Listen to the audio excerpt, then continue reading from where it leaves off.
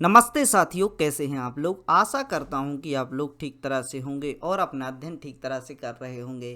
भारतीय राज्य व्यवस्था का यह 101वां व्याख्यान है, यानी आपके 100 व्याख्यान पूरे हो चुके हैं। यह 101वां व्याख्यान है और इसके अंतर्गत हमने जैसे कि जो अपना पिछला व्याख्यान आया था उसमें हमने देखा कि भारत में जो चुनाव होते हैं वह किस तरह से होते हैं, उनकी चुनाव की प्रक्रिया क्या होती है, उसके बारे में हमने अध्ययन करना प्रारंभ किया था।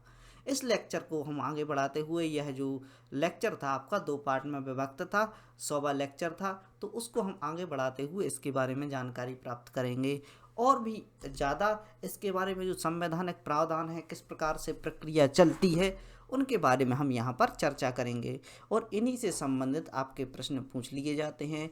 तो आपको यह जानना बहुत ही आवश्यक है कि किस प्रकार से क्या होती है, चुनावी नीतियाँ होती हैं। सबसे पहले हम बॉडीज़ की चर्चा करें, कौन कौन से ऐसे अधिकारी होते हैं जो चुनावी प्रक्रिया में भाग लेते हैं। सबसे पहले हम देख सकते हैं कि चुनावी प्रक्रिया में भाग लेने वाली सबसे बड़ी जो अथॉरिटी होती है वह होती है इलेक्शन कमीशन ऑफ इंडिया। तो भारतीय चुनाव आयोग के आयुक्त के नाम से जिन्हें जाना जाता है, जो कि एक ऑफिस होता है, इसमें इलेक्शन कमीशन होते हैं।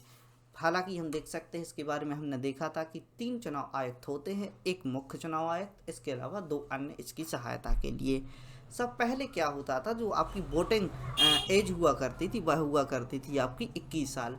जैसे ही 18 वर्ष कर दी गई तो जो 3 साल का फ़र्क आया, इसमें हम देख सकते हैं बहुत सारी जनसंख्या मतदान के लिए एलिजिबल हो गई, यानी बहुत सारी जनसंख्या। अब उसके अलावा जो एकदम से जो यहाँ पर मतदाता थे वह बढ़ गए। तो हम देख सकते हैं इस कमी को पूरा करने के लिए क्या हुआ है, इसमें थोड़ा सा संशोधन किया गया और जो एक मेंबर बॉडी हुआ करती थी, यहाँ पर एक मुख्य जो कि इलेक्शन कमीशन हुआ करता था, उसको अपन ने क्या कर दिया, उसे 3 मेंबर बॉडी यानी 3 यहाँ पर मुख्य इलेक्शन कमीशन कर दिए गए। अब हम देख सकते हैं कि चीफ इलेक्टोरल ऑफिसर की बात करें तो यह भी होते हैं। डिस्ट्रिक्ट इलेक्शन ऑफिसर होते हैं जो राज्य स्टेट या डिस्ट्रिक्ट यानी जिले के लेवल पर कार्य करते हैं। रिटर्निंग ऑफिसर होते हैं जिन्हें आरओ कहा जाता है। इलेक्टोरल रजिस्ट्रेशन ऑफिसर होता है जिसे ईआरओ शॉर्ट फॉर्म में कहा जाता है। प्रिजाइडिंग ऑफिसर होता है। तो इन सब के बारे में हम विस्तृत जानकारी प्राप्त करेंगे। चलिए आगे देखते हैं। सबसे पहले ये देखते हैं कि चुनाव क्या होते हैं। तो चुनाव की परिभाषा यहाँ पर हम समझें तो यहाँ पर हम देख सकते हैं कि चुनाव क्या होता है कि जैसे ही किसी भी प्रतिनिधि को हमें चुनना होता है, उसकी प्रक्रिया को ही चुनाव कहा जाता है। जैसे कि आपके जो चुनाव होते हैं, यहाँ पर विधायक हैं, सांसद हैं या किसी भी वार्ड मेंबर हैं, तो सभी के चुनाव होते हैं। उस प्रतिनिधि को चुनने की जो प्रक्रिया होती है उसको चुनाव कहा जाता है। अब हम देख सकते हैं कि लोकतंत्र यहाँ पर सामने लिया जाता है। लोकतंत्र का अर्थ क्या होता है? लोकतंत्र का अर्थ होता है जनता का शासन। और हम देख सकते हैं कि इसको एक बहुत ही अच्छी परिभाषा से समझा जा सकता है, जनता का तंत्र, जनता के लिए, जनता के द्वारा। तो हम देख सकते हैं कि इसको क्या कहा जाता है, जनतंत्र या लोकतंत्र कहा जाता है। लोकतंत्र की परिभाषा के अनुसार अंतिम सत्ता किसके पास होती है? जनता के पास होती है। अब लोकतंत्र कितने प्रकार के होते हैं? यह होते हैं प्रत्यक्ष और अप्रत्यक्ष, 2 प्रकार के लोकतंत्र होते हैं। तो पहले प्रत्यक्ष लोकतंत्र की बात करें तो प्रत्यक्ष लोकतंत्र में क्या होता है कि जैसे मान लो आप क्या कर रहे हैं, आप अपने वार्ड मेंबर को चुन रहे हैं, यानी आप अपने जो पार्षद है उसको चुन रहे हैं। तो पार्षद के चुनाव में क्या होता है, आप सीधे तौर पर वोट डालते हैं और पार्षद यहाँ से चुन कर आते हैं। यह हो गया आपका प्रत्यक्ष लोकतंत्र। और हम देख सकते हैं कि यदि वैश्विक लेवल पर इसकी बात करें तो हम देख सकते हैं कि जैसे कि यूएसए है, अमेरिका है, तो अमेरिका में क्या होता है, अमेरिका में जो चुनाव होते हैं उसमें सीधे तौर पर जनता किसको, राष्ट्रपति को वोट डालती है। तो वह प्रत्यक्ष लोकतंत्र की श्रेणी में आता है। एक पूरी डेमोक्रेसी के लिए, एक पूरे लोकतंत्र के लिए, पूरे देश के लोकतंत्र के लिए एक बहुत बड़ी बात होती है कि आपकी जो वोट है वह सीधे तौर पर जा रही है। लेकिन हम देख सकते हैं अप्रत्यक्ष लोकतंत्र के उदाहरण में हमारे यहाँ पर जो सांसद के चुनाव होते हैं या राज्यसभा के चुनाव होते हैं, उनके अध्यक्ष की नियुक्ति की जाती है। क्या होता है कि प्रधानमंत्री के लिए हम सीधे तौर पर नहीं चुनते हैं, यहाँ पर हम क्या करते हैं, इसके लिए हम सांसदों को चुनते हैं। और हम देख सकते हैं संसद जो हमारे यहाँ पर क्षेत्र होते हैं वहाँ का प्रतिनिधि होता है हमारा संसद। और सारे सांसद मिलकर क्या करते हैं, प्रधानमंत्री का चयन करते हैं या राष्ट्रपति का चयन करते हैं। यहाँ से हम देख सकते हैं कि लोकसभा, राज्यसभा, राज्य विधानसभा, राज्य विधान परिषद के सदस्यों द्वारा सीधे, इनके जो सदस्य होते हैं उनको सीधे जनता के द्वारा चुने जाते हैं, तथा इन्हीं सदस्यों के द्वारा क्या किया जाता है, प्रधानमंत्री व राष्ट्रपति चुने जाते हैं। तो आपको यह बात याद रखनी है कि जो हमारे यहाँ पर जो अथॉरिटी है, उच्च अथॉरिटी है, जैसे मान लो प्रधानमंत्री हुए, राष्ट्रपति जी हुए, इनके चुनाव अप्रत्यक्ष रूप से होते हैं, यानी हम सीधे तौर पर इनको वोट नहीं डालते, हम डालते हैं अपने यहाँ के एमपी के लिए, यानी मेंबर ऑफ पार्लियामेंट के लिए, जिसे आप सांसद बोलते हैं। चुनाव कराने की प्रक्रिया चुनाव आयोग द्वारा संपन्न की जाती है। तो चुनाव आयोग एक बॉडी बनाई गई है जिसके द्वारा चुनावी प्रक्रियाओं को क्या किया जाता है, संपन्न किया जाता है। भारत में 3 स्तर पर चुनाव होते हैं, आपने देखा, केंद्रीय, राजकीय और ग्राम पंचायत, 3 स्तरों पर यहाँ पर होते हैं। केंद्रीय स्तर के जो होते हैं वह इलेक्शन कमीशन द्वारा कंडक्ट कराए जाते हैं। राज्य स्तर के जो चुनाव होते हैं राज्य इलेक्शन कमीशन के द्वारा, यानी स्टेट इलेक्शन कमीशन के द्वारा कंडक्ट कराए जाते हैं। और बात आती है ग्राम पंचायत के चुनाव की, तो राज्य चुनाव आयोग द्वारा ही यहाँ के ग्राम पंचायतों के चुनाव करवाए जाते हैं। आगे देखते हैं।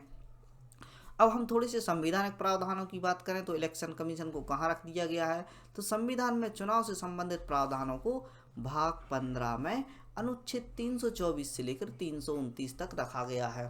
तो हम देख सकते हैं यहाँ पर निर्वाचन की बात की जाती है भाग 15 के अंतर्गत। और आपने देखा होगा यहाँ पर आप ट्रैक लगा सकते हैं, चुनाव आपके कितने वर्ष में होते हैं, प्रत्येक 5 वर्ष में होते हैं। तो 5 × 3 यहाँ पर कर दीजिए, तो यहाँ पर निकल कर आ जाएगा 15। यह थोड़ी सी ट्रैक है, इसके माध्यम से आप क्या समझ सकते हैं, चुनावों की बातों को समझ सकते हैं। 16 में भाग 16 की चर्चा हमने अपने और पिछले व्याख्यान में की थी, उसमें हम देख सकते हैं कुछ जातियों के लिए विशेष प्रावधान की बात की गई थी। और हम देख सकते हैं कि यह 15 है वो आपको याद रह जाएगा। 324 से लेकर 329 तक इसके बारे में चर्चा की गई है। आगे देखते हैं। चुनावी प्रक्रिया में चुनाव कराकर सांसद एवं विधायकों को केंद्र व राज्य के सदस्य बनाकर भेजा जाता है। हम देख सकते हैं कि लोकसभा सदस्य जो कहलाते हैं वह हमारे सांसद कहलाते हैं, राज्यसभा सदस्य होते हैं वहाँ पर उनको अलग से नियुक्त किया जाता है। तो हम देख सकते हैं क्या होता है इनके बीच में कि विधायक और जो सांसद होते हैं वह बनाकर कहाँ पर भेजे जाते हैं, यहाँ पर विधानसभा व लोकसभा में भेजे जाते हैं, वह अपने अध्यक्ष का वहाँ पर चुनाव कर लेते हैं। तो अप्रत्यक्ष प्रणाली हमारे यहाँ पर है, आप अच्छी तरीके से समझ चुके होंगे। चुनाव आयोग को स्वतंत्र निकाय के रूप में स्थापित किया गया है, यानी हम देख सकते हैं इसको ऑटोनॉमी दी गई है, यानी किसी प्रकार का इसके ऊपर दबाव नहीं होता, ताकि चुनावों को स्वतंत्रता पूर्वक संपन्न कराया जा सके, किसी भी दबाव में यह न आए। और हम देख सकते हैं जैसे कि प्राचीन काल में क्या हुआ करती थी, प्राचीन काल मतलब थोड़ी सी समय पहले की बात है, जब स्टार्टिंग में हमारी जो व्यवस्थाएं बन रही थी वहाँ पर बूथ कैप्चरिंग हो जाती थी।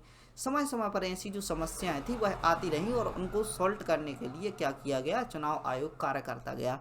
चुनाव आयोग द्वारा समस्त चुनावी प्रक्रियाओं पर निगरानी रखी जाती है, जैसे ही चुनावी कार्यों को देखना व सलाह देना इनका कार्य होता है। तो हम देख सकते हैं कि चुनाव आयोग का मुख्य तौर पर कार्य क्या होता है, इस पर निगरानी रखना, संपूर्ण जो प्रक्रिया चल रही है किस प्रकार से चुनाव हो रहा है उसको देखना व सलाह देना कहीं भी यहाँ पर आवश्यकता होती है। केंद्रीय चुनाव आयोग की बात करें तो इसमें हम देखते हैं कि केंद्रीय चुनाव आयोग संसद, राज्य विधानसभा, राष्ट्रपति, लोकसभा तथा स्पीकर के चुनाव करवाते हैं, जो कि आपको याद रखना है। संसद के चुनाव किसके द्वारा कराए जाते हैं, राज्य विधानसभा के, राज्य विधान परिषद के, राष्ट्रपति के, और लोकसभा स्पीकर के चुनाव आयोग के द्वारा ही कराए जाते हैं। वर्तमान में चुनाव आयुक्त की संख्या 3 है, पूर्व में इनकी संख्या क्या हुआ करती थी, 1 हुआ करती थी। जैसे ही इनकी आयु 21 वर्ष से 18 वर्ष की गई वोटिंग की उम्र, तो हम देख सकते हैं क्या होता है कि यहाँ पर जैसे ही उम्र की जाती है कम, और यहाँ पर हम देख सकते हैं बहुत सारी जो जनसंख्या 18 की थी तो वही भी वोट डालने लगी, तो यहाँ पर संख्या बढ़ती गई। इसके परिप्रेक्ष्य में आपने एक बात देखी होगी कि यहाँ पर लड़कों की जो शादी की एज है 21 कर दी गई थी। तो कुछ बयान निकल कर आए थे जो हम देख सकते हैं कि उसमें कहा गया था कि यदि बच्चा आपका 18 साल में वोट डाल सकता है तो उसको विवाह क्यों नहीं कर सकता। तो इस प्रकार की बातों से आप याद रख सकते हैं कि अब हमारे वर्तमान में यहाँ पर 21 से 18 कर दी गई है। लोकतांत्रिक तरीके से जो चुनाव की शर्तें हैं तो उनको हम समझने का यहाँ पर प्रयास करेंगे कि लोकतांत्रिक जो सरकार होती है, जनता के द्वारा बनाई हुई सरकार होती है, उसके लोकतांत्रिक तरीके से कुछ चुनावी शर्तें होती हैं। इन शर्तों को आप समझ सकते हैं। इसमें आप किसी भी प्रतिनिधि को अपनी इच्छा के अनुसार चुन सकते हैं। क्या होता है कि यदि आपका कोई भी प्रतिनिधि है, किसी भी जाति से बिलोंग करता हो, पहले कम्युनल अवार्ड एक शब्द सुना होगा आपने। कम्युनल अवार्ड में क्या होता था कि जैसे कोई मान लो मुस्लिम जाति का व्यक्ति है और अपनी यहाँ से रिजर्व सीट पर खड़ा होता था, तो उसके लिए मुस्लिम ही वोट डालते थे। और हम देख सकते थे कम्युनल अवार्ड या भारत को तोड़ने की एक नीति हुआ करती थी। अब हम देख सकते हैं कि हमारे देश में खुला लोकतंत्र है। हम किसी भी मेंबर को, किसी भी जाति, किसी भी समुदाय से बिलोंग करने वाले मेंबर को यहाँ पर चुन सकते हैं। अब देख सकते हैं कि प्रत्येक 5 वर्षों में चुनाव संपन्न कराए जाते हैं। इसका एक अपवाद यह भी है कि यदि सरकार गिर जाती है तो बीच में ही मिड टर्म एग्जाम जो इलेक्शन है वह करा लिए जाते हैं। चुनावी प्रक्रिया में कम्युनल अवार्ड जैसी बातें देखने को मिलती थी जो कि पूर्ण रूप से बहिष्कृत कर दी गई, यानी इनको हटा दिया गया है। अब ऐसा नहीं है। अब यदि आप 18 साल की आयु पूर्ण कर चुके हैं और आपके क्षेत्र में चुनाव हो रहा है तो बाकायदा आप वोट कर सकते हैं, चाहे वह मेंबर कोई भी खड़ा हो। प्रत्येक व्यक्ति जो कि हम देख सकते हैं कि यहाँ पर क्या होता है कि SC ST की सीटें रिजर्व होती, तो ऐसा नहीं होता कि इसके लिए क्या होता है कि कोई डिक्टेटरशिप का कार्य कर रहा है। आप यदि यहाँ से सीटें तो रिजर्व कर दी गई हैं, ये वो इसलिए की गई हैं क्योंकि यह लड़ना ही नहीं चाहते थे, या पर हम देख सकते हैं आगे नहीं आना चाहते थे, या किन्हीं भी वर्गों के द्वारा इनको दबाया जाता था। तो ऐसा इस प्रकार की समस्याओं को देखते हुए ST SC की सीटों को रिजर्व कर दिया। मान लो वो कैंडिडेट कम से कम खड़ा तो होगा, अब यहाँ तक हो गया। अब देख सकते हैं कि इसके बाद भी जनता के पास शक्ति होती है बहुत सारी, जैसे मान लो उनकी कास्ट में और भी व्यक्ति हैं, तो यहाँ से हम देख सकते हैं जब जैसे मान लो कि जो अपना कैंडिडेट हुआ है ST का, तो यहाँ पर OBC है, जनरल है और SC ST है, सब है आपके सामने। लेकिन यहाँ पर वोटरों को बाध्य नहीं किया गया है कि आप ST या SC को ही वोट दीजिए, वह आपके ऊपर होता है। वह क्या होता है कि आपको किसको वोट करनी है, लेकिन सरकार द्वारा इनको थोड़ी सी सहायता दी जाती है। इनके लिए क्या दिया जाता है, सीटों को रिजर्व किया जाता है।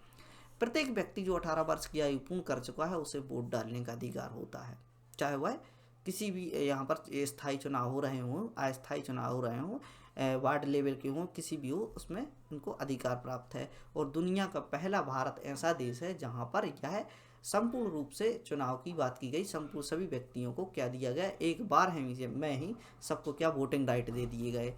कुछ सऊदी अरेबिया जैसे देश है जहाँ पर अभी भी महिलाओं को वोट नहीं दिए, वोटिंग का राइट नहीं मिलता था, तो अब वहाँ पर मिल चुका है। चुनावी प्रक्रिया में संशोधन की शक्ति संसद को होती है, यानी चुनाव प्रक्रिया में किसी प्रकार का संशोधन होता है तो शक्ति किसके पास होती है, संसद के पास होती है। संसद यानी राष्ट्रपति, संसद यानी क्या कहलाते हैं, मेंबर ऑफ काउंसिल, प्रधानमंत्री। तो हम देख सकते हैं कि कहीं ना कहीं कंट्रोल सरकार का भी इस पर होता है।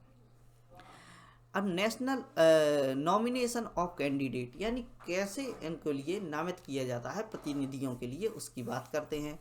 अब हम देख सकते हैं जिस स्थान पर वह रहता है वहाँ की मतदाता सूची में उसका नाम होना चाहिए। तो हम देख सकते हैं मतदाता सूची में सबसे पहले तो उसका नाम होना चाहिए, यानी आपको सीधे तौर पर यदि आपको क्या करना है, पर्चा भरना है, तो क्या क्या एलिजिबिलिटी आपके लिए होना चाहिए वह यहाँ पर हम आपको समझा रहे हैं। तो हम देख सकते हैं कि नामांकन के लिए क्या क्या आवश्यकताएं होती हैं। सबसे पहले क्या होना चाहिए, मतदाता सूची में, वोटिंग लिस्ट में आपका नाम होना चाहिए। यदि मतदाता सूची में नाम है तो आप चुनाव लड़ सकते हैं, साथ ही मतदान भी कर सकते हैं। आप स्वयं के लिए भी एक वोट डाल सकते हैं। मतदान के लिए आपकी आयु 18 वर्ष से अधिक होनी चाहिए। अभी क्या बात हो रही है, मतदान के लिए, यहाँ पर दोनों बातें की जा रही हैं, चुनाव लड़ना और मतदान। तो मतदान के लिए आपकी आयु होनी चाहिए 18 वर्ष। अब आपको चुनाव लड़ना है, तो चुनाव लड़ने के लिए यदि आप लोकसभा का चुनाव लड़ना चाहते हैं, आप सांसद बनना चाहते हैं, तो आपकी आयु 25 वर्ष होनी चाहिए। राज्यसभा का चुनाव लड़ने के लिए आपकी आयु थोड़ी सी अधिक होनी चाहिए, यहाँ पर 30 वर्ष कर दी गई है। यह जो डिफरेंस है यही से क्वेश्चन बनते हैं। बात आपको याद रखनी है कि राज्यसभा में कितनी एज चाहिए होती है, 30 वर्ष, और लोकसभा में 25 वर्ष। 30 वर्ष से अधिक होनी चाहिए।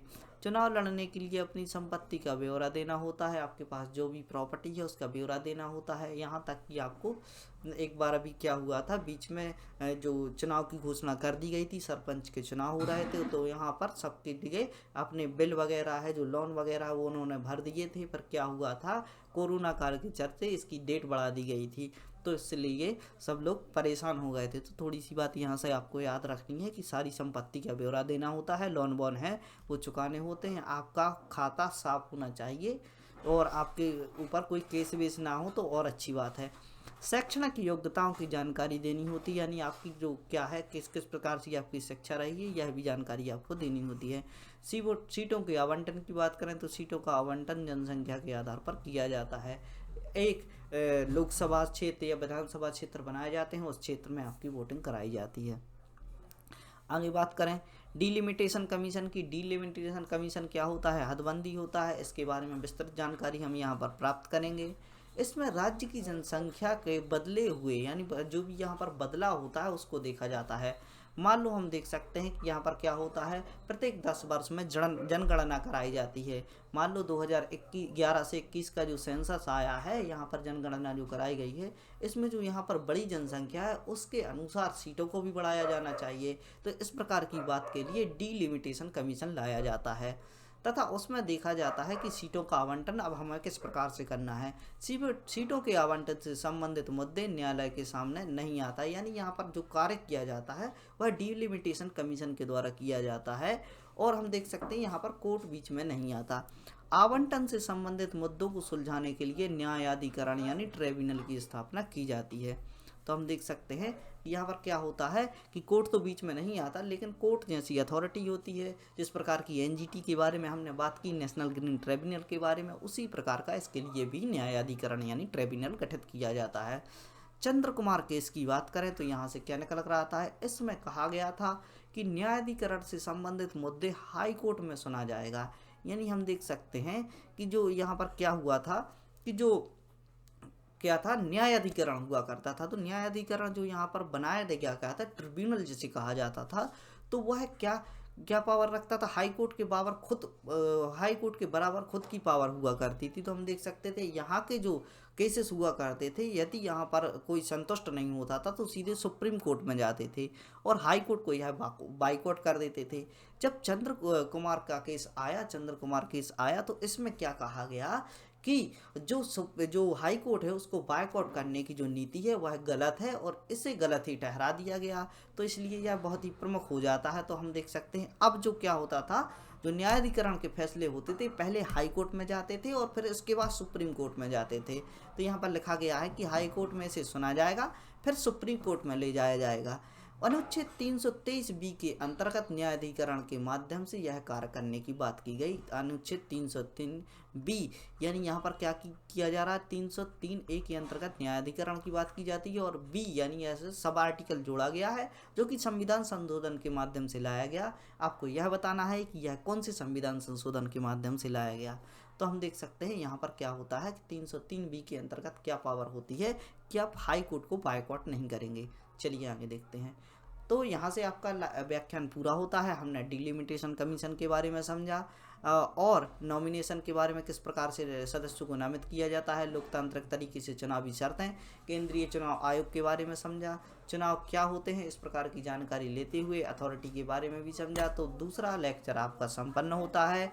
हम देखते हैं कि बहुत सारे व्याख्यान आपके आ चुके हैं, हिस्ट्री और पॉलिटी 100 से ऊपर लेक्चर आपके आ चुके हैं। सारे लेक्चर को देखिए, अच्छे से अध्ययन कीजिए, ऐसे बच्चों तक इनको पहुंचाने का प्रयास करिए जो इस प्रकार की शिक्षा लेना चाहते हैं।